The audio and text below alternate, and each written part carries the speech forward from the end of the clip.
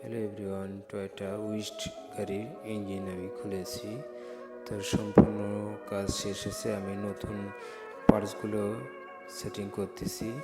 পুরো ইঞ্জিন আমি সেটিং করব। আমার ভিডিওগুলো অবশ্যই দেখবেন, আমার পেজে যুক্ত থাকবেন, লাইক কমেন্ট সাবস্ক্রাইব করবেন। এটা টয়োটা উইস্ট গাড়ি ইঞ্জিন মডেল ZZ1। তো এই গাড়িটা আমি ইঞ্জিন সাজাচ্ছি, ক্র্যাঙ্ক শ্যাফট সুন্দর করে ক্লিন করে আমি মুছে নিয়ে মোবিল দিলাম। তো মোবিল দিয়ে ক্র্যাঙ্ক শ্যাফট ইজি বসাই দিয়েছি। কত সুন্দর মোবিল লাগানো ইজি লড়তেছে। তো থার্স্ট ওয়াশার এখন আমি সেটিং করব।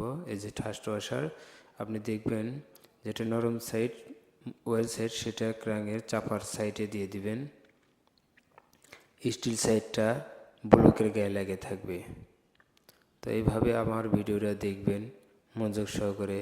অনেকে সেটিংয়ের বিষয়ে একটু নার্ভাস, তো আমার পেজে যুক্ত থাকবেন। আমি কোনো নার্ভাসই কোনো কাজ দেখাই না, রিয়েল কাজ দেখাই। অবশ্যই ভিডিওটা মনোযোগ সহকারে দেখবেন। আমার ক্র্যাঙ্কশ্যাফট বসানো শেষ, এখন ক্র্যাঙ্কশ্যাফট চাপাটা সেটিং করতেছি। সবাই আমার ভিডিওগুলো দেখবেন। বাট আমি কখনো চাইব না কেউ কাজ খারাপভাবে করুক, কারো কাজ খারাপ হোক। আমরা একটা মিস্ত্রি কখনো চাবে না কারো কাজে কোনো ব্যাঘাত ঘটুক। আমার ক্র্যাঙ্কশ্যাফটের কাজ শেষ। আমি এখন পিস্টন নিয়েছি। এটা ইনার রিংটা আমি বসাই দিলাম। বাট এটা হচ্ছে যে স্টিল রিং,